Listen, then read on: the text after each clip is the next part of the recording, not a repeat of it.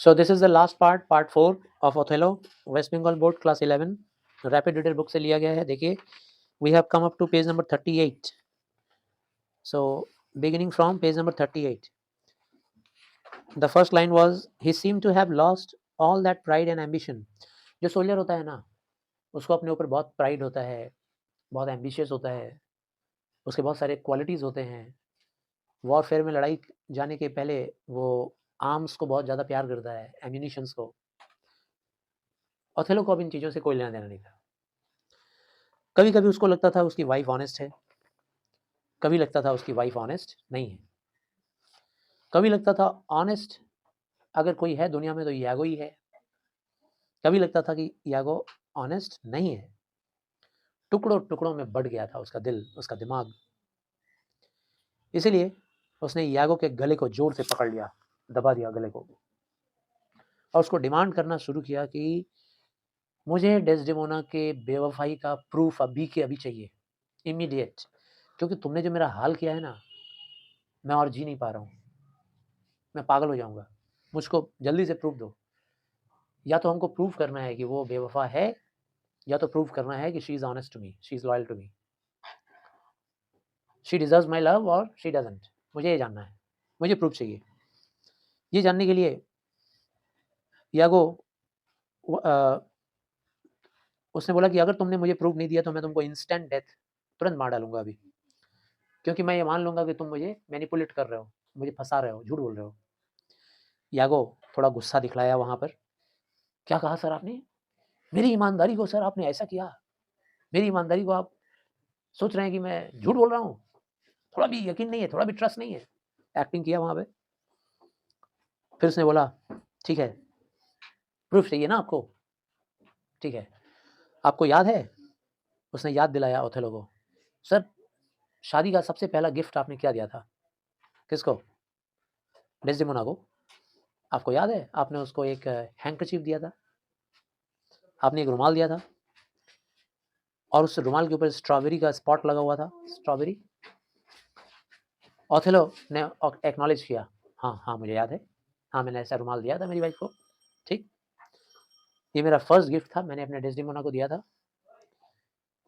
यागो ने बोला कि तुम वही हैंकरचीफ, वही सबूत है सर.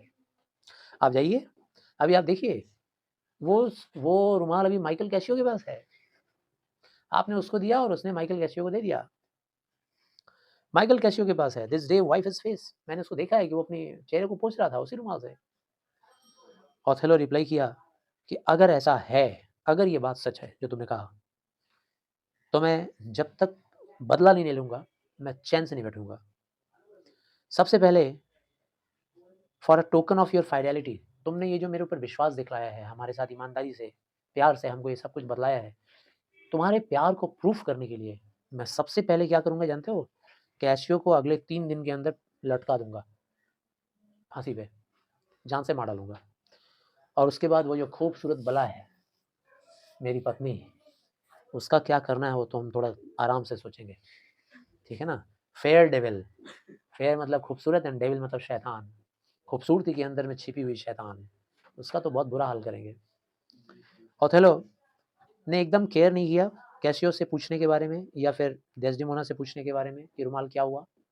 ना तो वो कैशियो से पूछना चाहा कि तुम्हारे पास कैसे आया, ना डेस्डेमोना से पूछा कि कहाँ गया वो रुमाल. उसने मन ही मन में डेथ सेंटेंस पास कर दिया दोनों के ऊपर, सजाए मौत दोनों को. डेस्डेमोना ने एक्चुअली में कभी ऐसा कोई प्रेजेंट कैशियो को दिया ही नहीं था, क्योंकि वो एकदम कांस्टेंट लेडी थी. She was very loyal, very respectful. She he deserved her love. Actually में वो इतनी ज़्यादा लॉयल थी. उसने कभी अपने हस्बैंड के साथ गलत नहीं किया, कभी किसी के साथ नॉटी बिहेवियर से पेश नहीं आई, कभी फ्लर्टिंग नहीं की, ऑनेस्ट फीलिंग रखी, कैशियो से भी, फ्रेंड का, और हस्बैंड से, हस्बैंड वाला. लेकिन ये बदमाश यागो ने, जानते हो कैसे किया ये सब कुछ प्लॉट किया? अपनी इमिलिया का सहारा लिया, अपनी पत्नी का. अपनी पत्नी को डराया धमकाया कि तुमको जान से मार डालेंगे मेरा काम नहीं करोगी तो.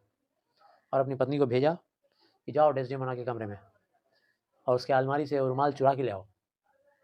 वो रुमाल जो ओथेलो ने दिया था, और वो रुमाल चुरा के ले आती है, और उस रुमाल को ले जाके वो कैशियो के, उसको पता था कि कैशियो यहाँ से गुजरने वाला है, उसके रास्ते में रुमाल को गिरा देता है.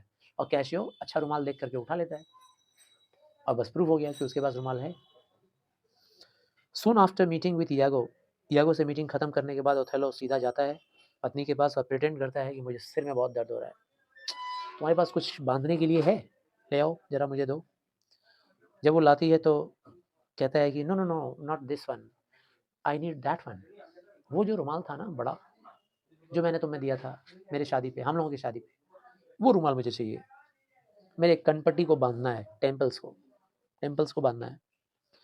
डेस्डेमोना ने ऐसे ही किया, ढूंढने चली गई लेकिन उसको मिला नहीं, और जब मिला नहीं उसने आके बताया तो ओथेलो ने कहा दैट्स अ फॉल्ट, मिला नहीं, कहाँ रख दिया तुमने? Handkerchief.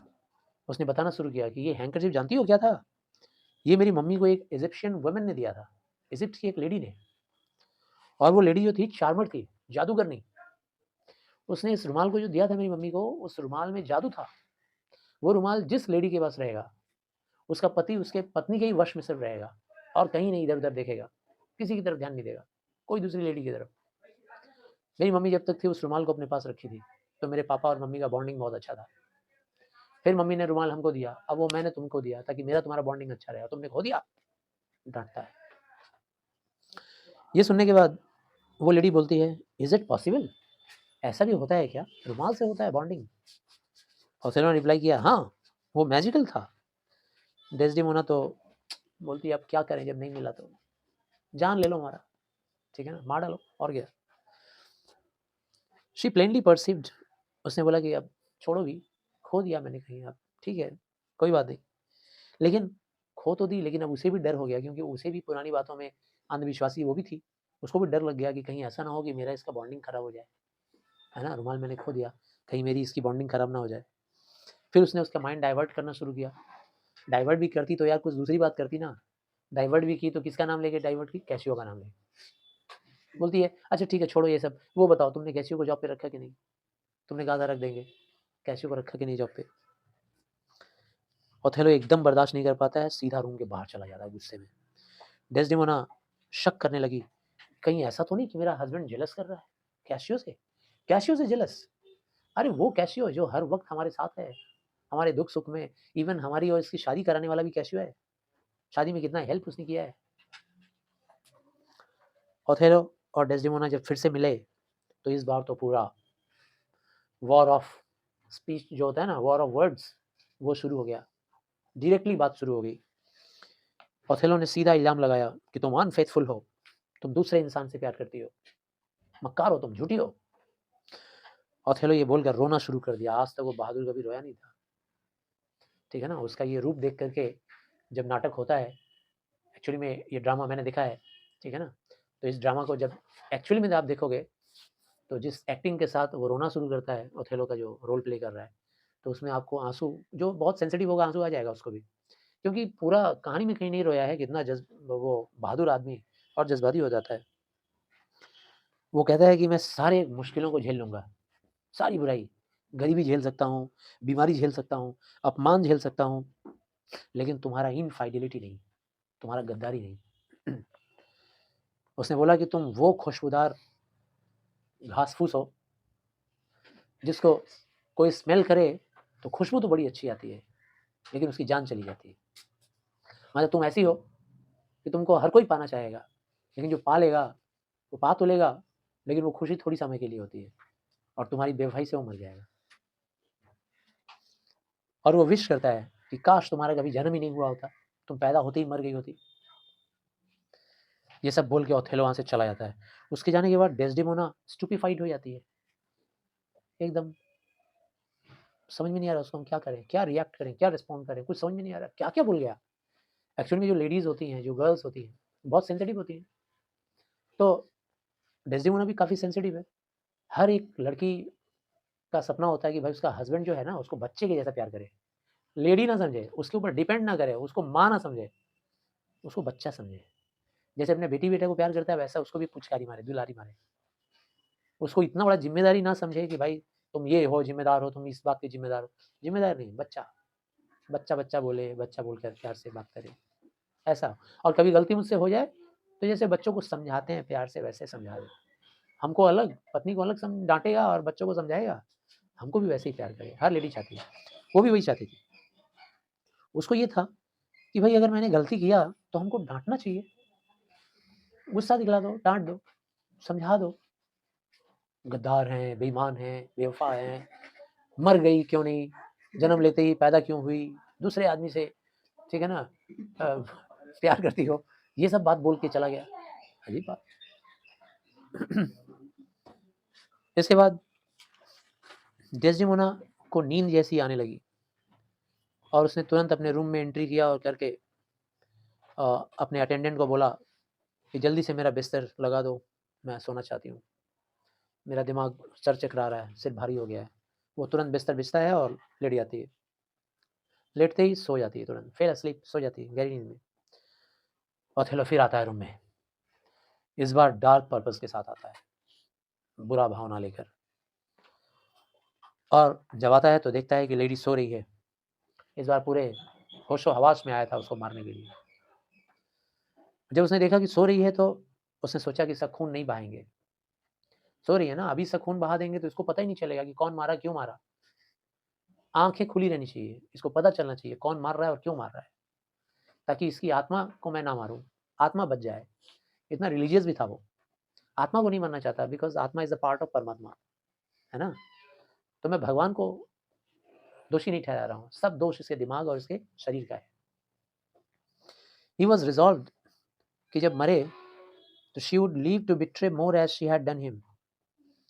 Then he kissed her, उसके बाद उसको फाइनली किस किया लास्ट टाइम, और किस करते ही उसको तुरंत रोने लगता है, जोर से आंसू आ जाते हैं, और जब आंसू आते हैं तो उसके आंसू टपकते हैं और टपक के डेस्डेमोना के चेहरे पे गिरते हैं। तुरंत वो आंखें खोलती है, जैसे आंख खोलती है तो देखती है उसके एकदम क्लोज चेहरा है, एकदम ऊपर, और उस वक्त तो बहुत ही भयानक रूप में था।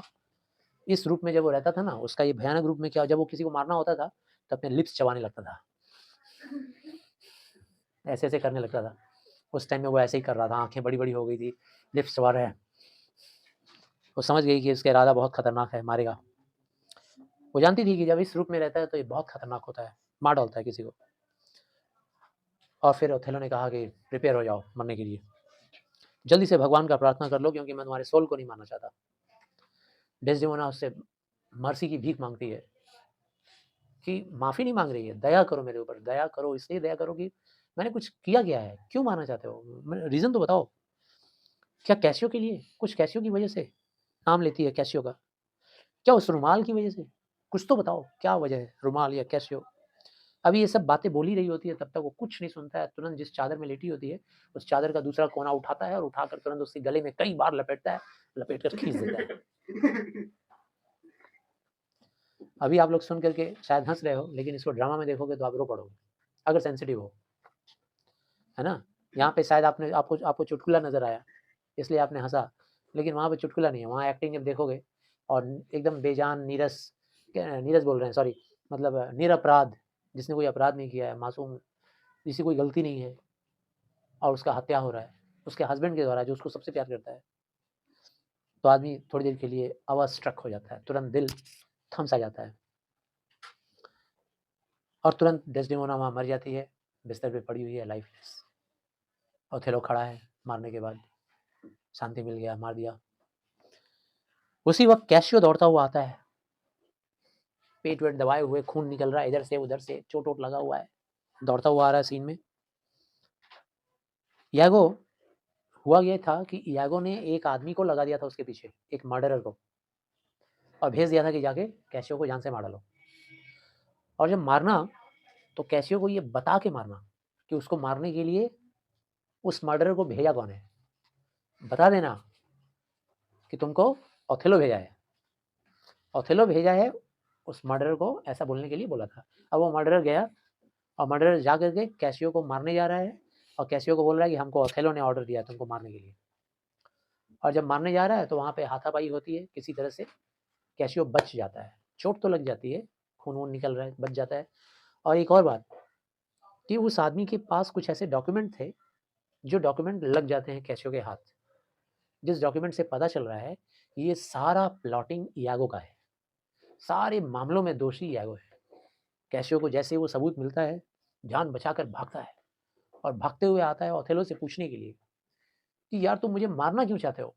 मैंने क्या ऐसा किया है कि तुम मुझे मारना चाहते हो? और ये देखो, मुझे सबूत मिला है, जिससे तुमको पता चलेगा कि मैं इन चीज़ों में कहीं नहीं हूँ और इन चीज़ों में यागो है।